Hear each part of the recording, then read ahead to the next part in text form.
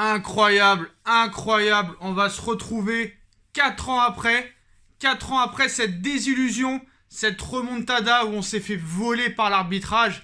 Mais c'est vrai que ce match-là, on avait été en dessous de tout. Les joueurs d'abord étaient à incriminer. Unai Emery avait été catastrophique, mais c'est vrai qu'on s'était fait sodomiser par l'arbitre.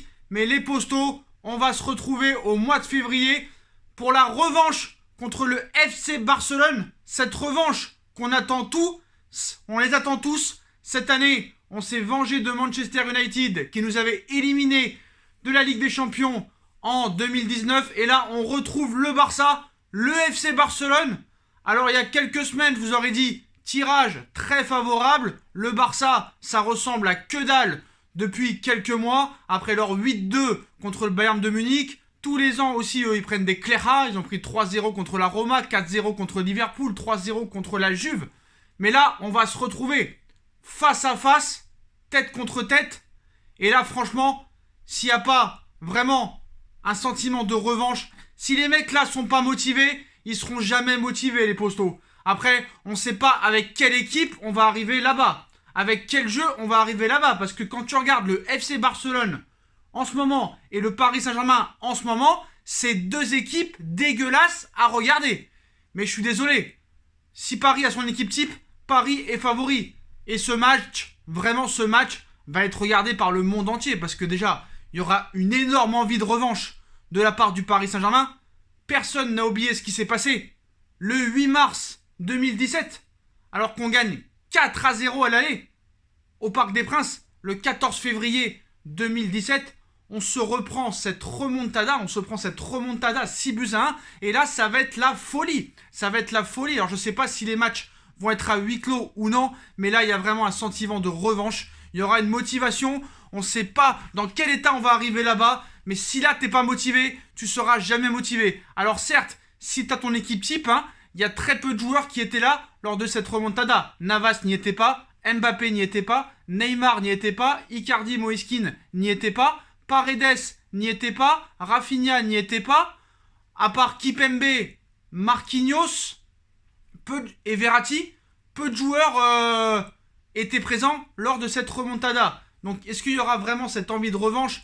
Mais voilà, je demande aux supporters vraiment de demander aux joueurs là vraiment de donner tout, parce que là, c'est pas une qualification en quart de finale qui se joue, c'est beaucoup plus que ça, parce qu'on a encore en tête ce cauchemar du 8 mars 2017, où on n'a pas dormi pendant des jours, où on se demande encore comment on a fait pour perdre ce match. Tu gagnes 4-0 à l'aller, tu marques là-bas au retour, mais tu te fais quand même éliminer 6-1.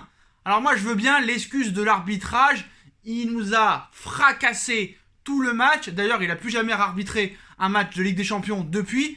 Mais là, vraiment, il y a beaucoup de choses en jeu. Il y a une qualification en quart de finale. Il y a une revanche énorme qu'on attend depuis 2017. Il y a eu des histoires entre-temps. Le transfert de Neymar. 6 mois après, pour 222 millions d'euros. Le transfert le plus cher de l'histoire du football. Est-ce que Neymar sera présent lors de ce match? C'est ça aussi qu'il faut savoir. Apparemment, comme vous le savez, Neymar s'est blessé hier soir à la fin du match entre Paris et l'Olympique Lyonnais après une grosse faute de Thiago Mendes. Donc Neymar devait passer des examens ce lundi. Côté parisien, on croisait les doigts pour qu'une fracture ne soit pas diagnostiquée. Au vu des images de l'historique récente de ses blessures et de la sortie en pleurs du Brésilien, les Rouges et Bleus ne comptaient pas revivre une nouvelle catastrophe pour leur numéro 10 qui enchaîne les blessures depuis qu'il est au Paris Saint-Germain. Mais selon le Parisien, les examens réalisés ce matin ont révélé que Neymar ne souffre d'aucune fracture. Une bonne nouvelle, mais attention, le PSG attend désormais de savoir si les ligaments sont touchés ou non. En attendant, une chose est sûre, Neymar ne rejouera pas avant 2021. Il y aura peut-être une chance pour ce huitième de finale contre le FC Barcelone. On s'y attendait de tomber contre eux.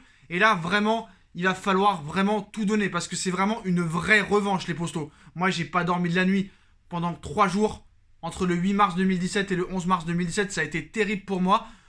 Je me demande encore, ça fait 4 ans que je me demande comment tu as pu perdre ce match retour. Parce que même si l'arbitre a été catastrophique et qui nous a mis bien par derrière et qui nous a bien sodomisé et fracassé, si vraiment tu prends ce match au sérieux, au pire, tu perds 3-2 au match retour. Voilà. si on rate pas toutes les occasions qu'on a ratées par Di Maria et Cavani, si on prend pas ces buts bêtes contre son camp de Marquinhos et de Kurzawa, jamais on perd 6-1. Donc c'est bien beau de mettre tout sur l'arbitrage, mais nous aussi, on s'est comporté comme des salopes ce soir-là. Maintenant, il faut qu'il y ait un sentiment de revanche. Je pense qu'il faut absolument changer d'entraîneur. Parce que ce qu'on a vu hier soir, inadmissible. C'est catastrophique.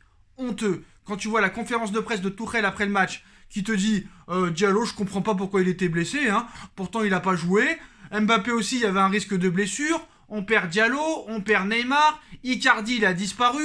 Marquinhos, il est encore blessé. Draxler, il a disparu. Dans quel état on va arriver? Il y a un mercaton, on va voir ce qui va se passer. Il faut vraiment se bouger le cul. Et même là, pour les Qataris, pour Doha, propriétaire du Paris Saint-Germain, tu dois passer le FC Barcelone. Parce que si tu passes pas ce FC Barcelone-là, c'est pour moi encore pire que 2017. On sait aussi que Paris est sur Messi la saison prochaine. Il va falloir que tu lui donnes envie de venir au petit. Parce que moi, ça m'intéresse pas vraiment qu'il vienne, même si gratuit, on dit pas non. Mais voilà, si tu as vraiment envie de montrer ton projet aux joueurs que tu veux prolonger, ainsi qu'à Léo Messi, c'est le moment de le montrer. Et c'est le moment de montrer à l'Europe entière que comme tu t'es fait casser le cul en 2017, où tu as été la honte de l'Europe, parce que c'est jamais arrivé qu'une équipe gagne 4-0 à l'aller et en prenne 6 au retour, tout le monde attend cette revanche. Tout le monde attend qu'on leur casse le cul. Parce que beaucoup encore souffrent de cette soirée du 8 mars 2017. On doit tout donner. J'espère qu'on n'aura pas le même coach dans 2 mois.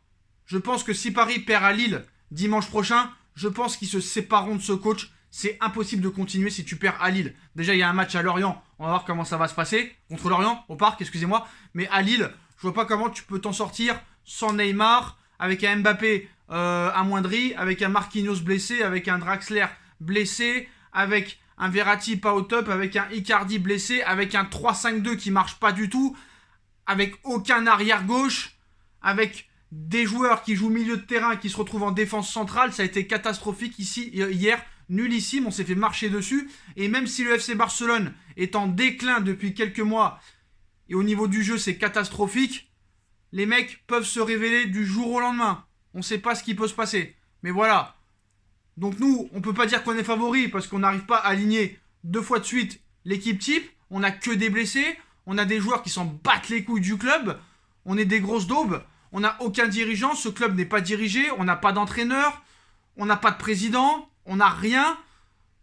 Nos propriétaires nous prennent pour de la publicité pour leur Coupe du Monde au Qatar. Qu'est-ce que tu veux faire, frère? Qu'est-ce que tu veux faire? Donc voilà. Tout ce que je sais, c'est que ça va être un sentiment de revanche énorme et que vraiment c'est un match pour les supporters et ces joueurs-là doivent nous représenter lors de ce match. Parce que ce match et cette revanche, on l'attend depuis 4 ans les Postos. On en reparlera dans une nouvelle vidéo. En tout cas, ce sera FC Barcelone, Paris Saint-Germain. Alors à la différence de 2017, le match aller sera au Camp Nou, contrairement en 2017 où c'était au Parc des Princes. Donc là, comme on a fini premier et eux deuxième, le match aller sera au FC Barcelone et le match retour au Parc des Princes.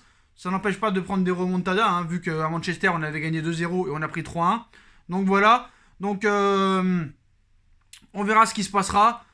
Vraiment, je suis impatient. J'espère que les choses vont changer entre-temps. Limite, on espère une défaite à Lille pour vraiment changer de coach et avoir enfin un autre coach qui puisse peut-être nous faire avoir un choc psychologique parce que ça peut plus durer comme ça. Quelles sont les autres affiches pour l'Atlético Madrid, ce sera Chelsea. Donc les affiches officielles. Donc FC Barcelone, Paris Saint-Germain, revanche de 2017. Borussia Mönchengladbach, Manchester City. Lazio de Rome, Bayern de Munich. Atlético Madrid, Chelsea. Red Bull Leipzig, Liverpool. FC Porto, Juve. FC Séville, Borussia Dortmund. Atalanta Bergame, Real Madrid. Pas de réelle grosse affiche. La grosse affiche et le choc de ces 8e de finale, ce sera littéralement FC Barcelone, Paris Saint-Germain. Même si ces deux équipes ne sont pas au top au niveau du jeu, dans 2 mois, ça peut changer les Postos. Dites-moi en commentaire ce que vous pensez de ce tirage au sort, de cette revanche contre le FC Barcelone. Dites-moi ce que vous en attendez. Est-ce que vous en avez rêvé depuis 4 ans? Moi j'en ai rêvé et j'espère qu'on va vraiment les fracasser lors de ce match et qu'on va porter nos couilles pour se venger de ce viol qu'on a subi en 2017 par l'arbitrage et surtout la honte qu'on a mis autour de l'Europe. Voilà les postos, j'attends ce match avec impatience. Et voilà, 4 ans après, on se retrouve et j'espère qu'on va leur faire la misère. Tchuss.